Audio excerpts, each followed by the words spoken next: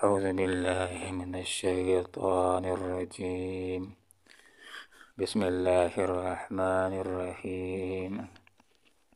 لن ينال الله لحومها ولا دماؤها ولكن يناله التقوى منكم كذلك سخرها لكم لتكبروا الله على ما هداكم وبشر المحسنين. صدق الله العظيم. سبحانك لا علم لنا إلا ما علمتنا إنك أنت العليم الحكيم. لن ينال الله ہرگز نہیں پہنچتا اللہ رب العالمین کو لحومها ان قربانی کے جانوروں کا گوشت ولا دماؤها اور نہ ان کا خون ولکن ینال التقوی لیکن پہنچتا ہے اس کو تقوی منکم تمہارا کذالک اسی طرح سخرها اس نے مسخر کیا ان کو لکم تمہارے لیے لتکبروا اللہ تاکہ تم کبریائی بیان کرو اللہ رب العالمین کی علی ما ہداکم اس ہدایت کے اوپر جو اس نے بخشی ہے تم کو وبشر اور خوشخبری دے دیجیے المحسنین نیکوکار لوگوں کو. قرآن مجید عظیم الشان سیکھنے اور سکھانے کی فضیلت کیا ہے. رسول اکرم صلی اللہ علیہ وسلم نے ارشاد فرمایا خیرکم من تعلم القرآن وعلمہ تم میں سب سے بہتر ہے وہ جو قرآن سیکھے اور سکھلائے.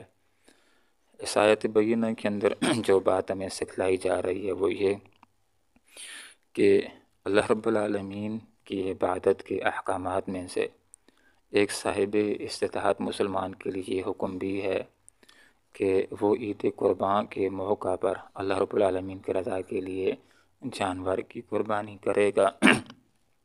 تو جو آدمی جانور کو اللہ رب العالمین کے راستے میں عید قربان کے موقع پر قربان کرے گا تو اس کو یہ بات سکھلائی جا رہی ہے کہ جس وقت تم جانور کو ذبح کرو گے تو اپنی سوچ کو ذرا درست کر لو. یہ بات ذہن میں رکھو کہ تمہارے جانوروں کا قربانی کے جانوروں کا نہ گوشت اللہ رب العالمین کو پہنچتا ہے اور نہ ان کا خون اللہ رب العالمین کو پہنچتا ہے. جو چیز اللہ تعالیٰ کو پہنچتی ہے تو وہ تمہارے دلوں کا تقویٰ تمہاری نیت اور تمہارا جذبہ پہنچتا ہے کہ کس جذبے کے ساتھ تم یہ قربانی کر رہے ہو. اگر تمہارا جذبہ ٹھیک ہے کہ میرے رب کا حکم میں اس لیے کر رہا ہوں، لیکن اگر نمود ہے، نمائش ہے، دکھاوا ہے کہ لوگ کہتے ہیں کہ یہ شخص ہے جس نے 3 لاکھ کا بیل خریدا ہے اور اس کو قربان کیا ہے، میری واہ واہ ہو جائے تو واہ واہ ہو جائے گی، لیکن آخرت کے اندر کیا ہوگا اس ریاکار کے لیے. یہ حدیث آدمی پڑھتا ہے، پڑھاتا ہے، سنتا ہے، سناتا ہے تو آدمی کا جسم کانپ اٹھتا ہے. اور یہاں پر بھی نیت ہی کی بات ہو رہی ہے. آپ صلی اللہ علیہ وسلم نے مسئلہ بالکل واضح کر کے بتلا دیا ہے، خاص طور پر ان لوگوں کے لیے کہ جو بھی عمل کرتے ہیں تو نیت میں یہ بات ہوتی ہے کہ لوگ تعریفیں کر دیں. نیت کے اندر یہ بات ہوتی ہے کہ کام کر لیتا ہوں کوئی دنیاوی اغراض مل جائیں، یہ کام کر رہا ہوں کوئی دنیاوی مفاد مل جائے.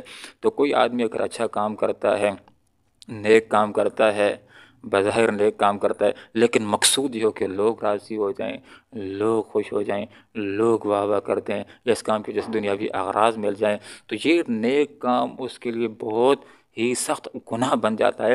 آخرت میں بخشوانے کے بجائے اس کے جہنم میں لے جانے کا ذریعہ ہوگا. ذرا اس حدیث کے اوپر غور کیجئے.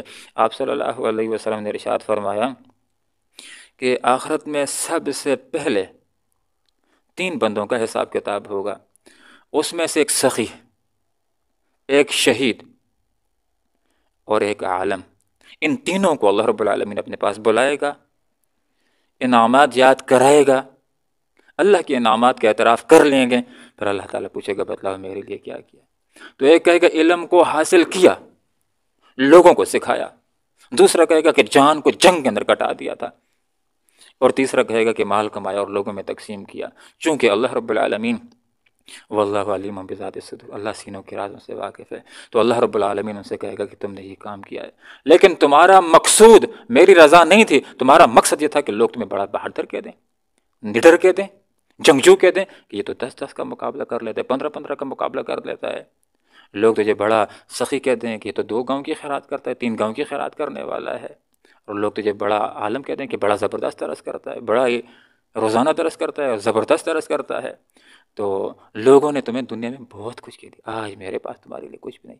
حدیث کا مفہوم ہے ان تینوں کو، سخی کو، عالم کو، شہید کو الٹا جہنم کے اندر پھینک دیا جائے گا۔ تھوڑا سا اندازہ کیجئے کہ آپ صلی اللہ علیہ وسلم نے مثال کے اندر ٹاپ کی نیکیاں بتلائی ہیں۔ جان کٹا دینا کوئی آسان کام ہے؟ بہت مشکل کام ہے۔ اور سبق پڑھنا، لوگوں کو سکھانا، ایک سبق آدمی سے یاد نہیں ہوتا، ایک مسئلہ یاد کرنا بہت بڑا مشکل کام ہوتا ہے۔ آدمی سبق یاد کرے پر لوگوں کو سکھائے، اتنا مشکل کام جب ریاکاری سے گناہ بن سکتا ہے۔ تو چھوٹی چھوٹی نیکیاں تو آپ خود غور کر لیں، وہ تو ریاکاری سے بطریقہ اولا تباہ ہو جائیں گی، ضائع ہو جائیں گی، اور انسان کے لیے جنت کے بجائے جہنم لے جانے کا ذریعہ بن جائیں گی۔ اور خود اندازہ کریں، پیسہ کمانا آسان کام ہے، دوسرے کے جیب سے حلال کے ذریعے سے پیسہ نکالنا کوئی آسان کام ہے؟ بڑا مشکل کام ہے۔ اس میں پسینہ آدمی کو بہانا پڑتا ہے، بیرون ملک کے سفر انسان کو کاٹنے پڑتے ہیں، پیسے کماتے اور لوگوں کو دے دے، لیکن ریاکاری ہے تو یہ نیکی ضائع ہو جائے گی، الٹا اس کے لیے گناہ ہو جائے گی، جنت جانے کے بجائے جہنم لے جانے کا ذریعہ بن جائے گی۔ تو یہاں پر یہ بات اللہ نے سمجھا دی کہ جانور کو ذبح کر رہے ہو، لیکن یہ بات ذہن کے اندر رکھ لو، تمہارے جانور کا گوشت بھی مجھے نہیں چاہیے، اور اس کا خون بھی مجھے نہیں چاہیے، اس کا چمڑا بھی نہیں چاہیے۔ اللہ رب العالمین کو تو تمہارے دلوں کا جذبہ چاہیے، کس جذبے کے ساتھ قربانی کر رہے ہو۔ کیا یہ نیت ہے کہ میرے رب کا حکم ہے، اپنے رب کے حکم کو پورا کر رہا ہوں، تو پھر اجر ملے گا۔ یہ بات ذہن میں آئے کہ اللہ میری تعریف کرتا ہے، میں اللہ سے تعریف چاہتا ہوں، اللہ کی خوشنودی کے لیے اس کام کو کرتا ہوں، تو پھر اجر بھی ہوگا، ثواب بھی ہوگا۔ تو جب اللہ کی رضا مل جائے گی تو اللہ تعالیٰ تعریفیں خود ہی تمہارے لیے ان کا بندوبست کر لے گا، پھر لوگوں کے ذہنوں کے اندر، دلوں کے اندر اللہ تعالیٰ تمہاری محبت کو پیدا کر دے گا۔ تو یہاں پر یہ بات سمجھا دی آپ صلی اللہ علیہ وسلم نے، تو یہ مسئلہ بڑا واضح کیا ہے۔ حدیث میں فرمایا انما الاعمال بالنیات، بے شک اعمال کا دار و مدار نیت کے اوپر ہوتا ہے، کہ اگر نیت اللہ کی رضا کی ہے تو ثواب ملے گا، نیت اللہ کی رضا کی نہیں ہے تو کوئی اس کو ثواب اور اجر نہیں ملے گا۔ آپ صلی اللہ علیہ وسلم نے فرمایا، حدیث کا یہ مفہوم ہے کہ لوگوں، اللہ تعالیٰ تمہاری صورتوں کی طرف نہیں دیکھتا کہ کون کتنا خوبصورت ہے، اس کی بنیاد کے اوپر میں اس کو اپنا محبوب بنا لوں۔ اللہ تمہارے مالوں کی طرف بھی نہیں دیکھتا کہ کون کتنا کروڑپتی، اس بنیاد کے اوپر میں اس کو اپنا محبوب بنا لوں۔ اللہ تعالیٰ تمہارے جسموں کی طرف بھی نہیں دیکھتا، مفہوم یہ کہ کون کتنا باڈی بلڈر ہے، جسم کے اوپر محنت کرنے والا ہے، کہ اس بنیاد کے اوپر میں اس کو محبوب بنا دوں، نہیں، وَلَٰكِن يَنظُرُ إِلَىٰ قُلُوبِكُمْ وَأَعْمَالِكُمْ۔ اللہ رب العالمین تمہارے دلوں، تمہاری نیت اور تمہارے اعمال کی طرف دیکھتا ہے۔ عمل اچھا ہو اور اس کے پیچھے جذبہ اچھا، جذبہ اللہ رب العالمین کو راضی کرنے کا ہو۔ تو یہاں پر یہ بات سمجھا دی، فرمایا کہ اللہ رب العالمین کو تمہارے دلوں کا تقوی پہنچتا ہے، ولیکن ینال التقوی، لیکن اس کو تقوی پہنچتا ہے منکم، تمہارے دلوں کے اندر جو نیت ہے وہ اس کو پہنچ جاتی ہے، اور اس کی بنیاد کے اوپر جانور کا خون زمین کے اوپر گرنے سے پہلے اللہ کے یہاں وہ جانور مقبول ہو جاتا ہے، جب یہ اللہ کو راضی کرنے کے لیے اس کو ذبح کر رہا ہے۔ کذالک، اسی طرح، سخرا، اس نے مسخر کیا ان جانوروں کو، لکم، تمہارے لیے، مسخر کیا ہے اللہ نے جانوروں کو انسان کے لیے۔ مسخر کرنے سے مراد یہ ہے کہ انسان کو اللہ تعالیٰ نے وہ طاقتیں دے کر، وہ قوتیں دے کر، وہ صلاحیت دے کر، وہ علم دے کر پیدا کیا ہے کہ بڑے بڑے جانوروں کو اپنی سمجھ سے قابو میں کر لیتا ہے، کیسے ان کو بڑا کرنا ہے، کیسے ان کو رکھنا ہے، کیسے قابو میں کرنا ہے، کیسے گرانا ہے، کیسے اس کو ذبح کرنا ہے، یہ سارے طریقے اللہ رب العالمین نے بتلائے ہیں، تو اس کے اوپر اللہ تعالیٰ کا شکر ادا ہونا چاہیے۔ کذالک، اسی طرح، سخرھا، اس نے مسخر کیا ان جانوروں کو، لکم، تمہارے لیے۔ لکم سے مراد ہے کہ تمہارے فائدے کے لیے۔ دیکھیں، یہ پوری کائنات یہ لکم ہے، اللہ نے تمہارے لیے بنائی ہے، اور انسان تمہیں کس لیے بنایا ہے؟ وَمَا خَلَقْتُ الْجِنَّ وَالْإِنسَ إِلَّا لِيَعْبُدُونِ۔ اے انسان، یہ مسئلہ یاد کر لے کہ چاند کو بنایا ہے، سورج کو بنایا ہے، زمین کو بنایا ہے، پانی کو بنایا ہے، ہواؤں کو بنایا ہے، ان ساری مخلوقات کو اے انسان تیری خدمت کے اندر لگا دیا ہے، اور تجھے کس کے لیے بنایا ہے؟ وَمَا خَلَقْتُ الْجِنَّ وَالْإِنسَ إِلَّا لِيَعْبُدُونِ۔ تمہیں دنیا کے لیے نہیں بنایا ہے، بلکہ تمہیں اپنے آپ کے لیے بنایا ہے، اپنی بندگی کے لیے بنایا ہے، اپنی عبادت کے لیے بنایا ہے، لہٰذا اپنے مقصود کے اوپر تمہاری نظر رہنی چاہیے۔ لِتُكَبِّرُوا اللَّهَ، اللہ تعالیٰ نے جانوروں کو تمہارے لیے مسخر کیا ہے تاکہ لِتُكَبِّرُوا اللَّهَ، تم اللہ تعالیٰ کی کبریائی کو بیان کرو۔ اسی وجہ سے پوری دنیا کے اندر اسلامی تحریکوں کا یہ شعار ہوتا ہے، تکبیر، اللہ اکبر۔ اور آپ صلی اللہ علیہ وسلم کو بھی پہلی وحی کے اندر، کہ جس میں آپ کو کام بتلایا گیا تھا، پہلی وحی کے اندر یہ رسول اللہ کو حکم دیا گیا، یا ایھا المدثر قم فانذر وربک فکبر، اے اور لپیٹ کر لیٹنے والے، اب لیٹنے کا وقت ختم ہو گیا ہے، اب اٹھو اور انذار کا کام کرو، وربک فکبر، اور اپنے رب کی کبریائی کو بیان کرو۔ جہاں لوگ ابو جہل کی کبریائی کو بیان کرتے ہیں، ابو لہب کی کبریائی کو بیان کرتے ہیں، بتوں کی کبریائی کو بیان کرتے ہیں، تم پکار کر یہ بات کہہ دو کہ بڑا کوئی بھی نہیں، کوئی نظام بڑا نہیں، کوئی بھی بڑا نہیں، اگر کوئی بڑا ہے تو اللہ اکبر، میرا رب بڑا ہے۔ تو یہاں پر یہ بات بیان فرما دی کہ لوگوں، وَلَتُكَبِّرُوا، تم تکبیر بیان کرو، اللہ کی کبریائی کو بیان کرو۔ اور جس وقت ایک مسلمان جانور کو ذبح کرتا ہے تو وہ تکبیر ہی کہتا ہے بسم اللہ اللہ اکبر، اللہ سب سے بڑا ہے، بسم اللہ اللہ اکبر پڑھ کر کے اس کو ذبح کرتا ہے، اللہ ہی کی کبریائی کو بیان کرتا ہے۔ اعلیٰ اس کی فرما ہداکم، جو ہدایت تم کو اللہ رب العالمین نے بخشی ہے، تو اللہ تعالیٰ کا شکر ادا کرو، اس کی کبریائی کو بیان کرو اس ہدایت کے اوپر جو اللہ تعالیٰ نے تم کو بخشی ہے۔ ایک انسان کو جو ہدایت مل گئی، اس نے کلمہ پڑھ لیا ہے، اتنی قیمتی چیز ہے ایمان لانا، کلمہ پڑھنا، کہ اس کی اہمیت کا اندازہ ہمارے پاس نہیں ہے کہ یہ ایمان کتنی نعمت ہے، کلمہ کتنی نعمت ہے۔ اندازہ اس کا صحابہ کے پاس تھا کہ اگر کسی صحابی کو کوئی کافر یہ بات کہہ دیتا کہ اسلام کو چھوڑ دو وگرنہ مارتا ہوں، مرنے کے لیے تیار ہو جاتے تھے، ایمان کو نہیں چھوڑتے تھے، پتہ تھا کہ یہ ہماری جان سے ہمارا ایمان قیمتی ہے، جان جاتی تو جائے کوئی بات نہیں، ایمان نہیں جانا چاہیے۔ ایمان اگر ہم سے چلا گیا، نعوذ باللہ کوئی انسان مرتد ہو گیا، اس سے اللہ کی رضا چلی جائے گی، وہ اللہ سے دور ہو جائے گا، وہ جنت سے دور ہو جائے گا، وہ جہنم سے قریب ہو جائے گا۔ اس لیے ایمان کی دولت یہ بہت بڑی دولت ہے، اس کے اوپر تمہیں اللہ تعالیٰ کا شکر ادا کرنا چاہیے۔ اللہ کی کبریائی بیان کرو، اللہ اس کی فرما ہداکم، جو ہدایت اس نے تم کو بخشی ہے، تو ایمان کے اوپر انسان کو اللہ تعالیٰ کا شکر ادا کرنا چاہیے۔ دوسرا اس آیت کا مفہوم یہ ہے کہ اللہ تعالیٰ کی کبریائی بیان کرو اس کے اوپر، اس ہدایت کے اوپر، اس رہنمائی کے اوپر جو اللہ نے تم کو دی ہے۔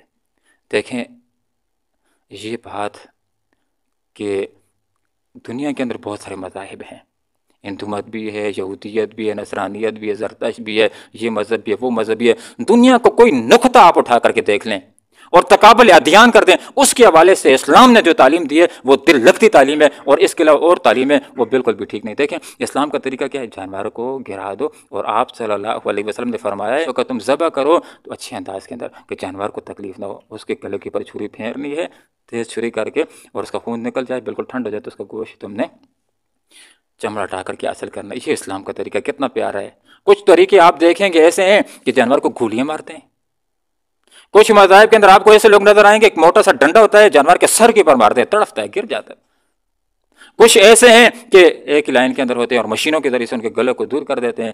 جو بھی نقطہ آپ اٹھائیں، اس نقطے کے علاوہ حوالے سے اسلام نے جو رہنمائی دی ہے وہ دل کو لگتی ہے، آدمی کا دل کہتا ہے کہ یہی حق مذہب ہے، یہی بہترین مذہب ہے، اس لیے کہ اللہ رب العالمین کا۔ یا مثال کے طور پر دیکھیں، ایک آدمی دنیا سے رخصت ہو جاتا ہے، مر گیا ہے، اسلام کی کیا تعلیم ہے اس کے حوالے سے، ہندو مت کی کیا تعلیم ہے، کسی دوسرے مذہب کی کیا تعلیم ہے، تو اسلام نے اس کے حوالے سے جو تعلیم دی ہے وہ انسان کے دل کو لگتی ہے کہ یہی درست ہے، کہ جب ایک انسان فوت ہو گیا تو اسلام کہتے ہیں اس کو اہمیت دو، سارے ضروری کام غیر ضروری ہو جاتے ہیں، اس مردے کو اہمیت دینا ضروری ہو جاتا ہے، اس کو نہلانا ہوتا ہے اور جرکے کے ساتھ اس کو اللہ کے حوالے کیا جاتا ہے۔ اور کچھ مذاہب کیا کہتے ہیں، اس کو جلا دو، کچھ اسی طرح رکھتے ہیں، لیکن جب بو آنا شروع ہو جاتی ہے تو جا کر پھینک کر کے آ جاتے ہیں۔ تو جو نقطہ بھی اٹھا لے، خواہ میراث کی تقسیم کا معاملہ ہو یا شادی کا معاملہ ہو، اس کے حوالے سے اسلام کی تعلیم ایک طرف دیکھ لیں اور باقی مذاہب کی، آپ کا دل کہے گا کہ اسلام نے جو اس حوالے سے رہنمائی کی ہے اسی طرح اور کوئی نہیں کر سکتا، اس لیے کہ یہ اللہ کی رہنمائی ہے۔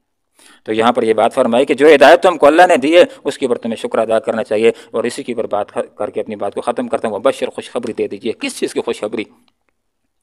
بہترین زندگی کی، فَلَنُحْيِيَنَّهُ حَيَاةً طَيِّبَةً، کہ دنیا کے اندر اللہ رب العالمین عزت کی زندگی دے گا، ایسی کہ جس کے اندر معاش بھی آسانی کے ساتھ گزرے گی۔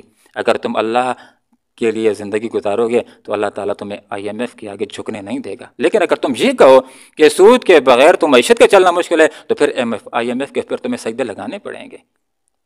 جب اللہ کے مقابلے میں آؤ گے تو ذلیل تو تم نے ہونا ہے۔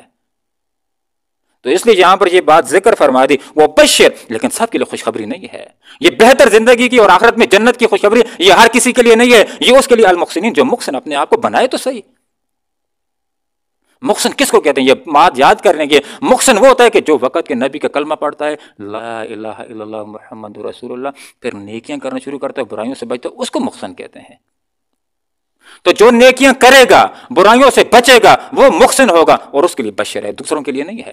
دوسروں کے لیے تو آگ کے اعلانات بھی اللہ تعالیٰ نے کر رکھے ہیں۔ اللہ تعالیٰ مجھے اور آپ کو قرآن و سنت کو سیکھنے کی اور سمجھنے کی توفیق عطا فرمائے۔ حقیقت بات یہ کہ انسان کا دل کی آنکھیں کھلی ہوں تو ایک آیت بھی انسان کی ہدایت کے لیے کافی ہوتی ہے، لیکن اللہ تعالیٰ ہمیں دل کی آنکھوں کے ساتھ قرآن کو سمجھنے کی توفیق عطا فرمائے اور عمل کرنے کی توفیق عطا فرمائے۔ آمین۔ وآخر دعوانا ان الحمدللہ رب العالمین۔ لن ینال اللہ، ہرگز نہیں پہنچتے اللہ تعالیٰ کو، لحومها، ان قربانی کے جانوروں کے گوشت، وہ تو تم ہی کھاتے ہو، ولا دماء، اور نہ ان کو قربانی کے جانوروں کا خون، ولکن ینال التقوی، لیکن اس کو پہنچتا ہے تقوی، منکم، تمہارے دلوں کی نیت اس کو پہنچتی ہے۔ تمہارے دلوں کا جذبہ اس کو پہنچتا ہے۔ کذالک، اسی طرح سحرا، اس نے مسخر کیا ان جانوروں کو لکم، تمہارے فائدے کے لیے، لتکبروا اللہ، تاکہ تم کبریائی بیان کرو اللہ کی، علی ما ہداکم، اس ہدایت کے اوپر جو اس نے بخشی ہے تم کو، وبشر، اور خوشخبری دے دیجیے اے آپ صلی اللہ علیہ وسلم، المحسنین، ان لوگوں کو جو نیکوکار ہیں۔ اللہم ربنا آتنا فی الدنیا حسنہ وفی الآخرۃ حسنہ وقنا عذاب النار برحمتک یا ارحم الراحمین۔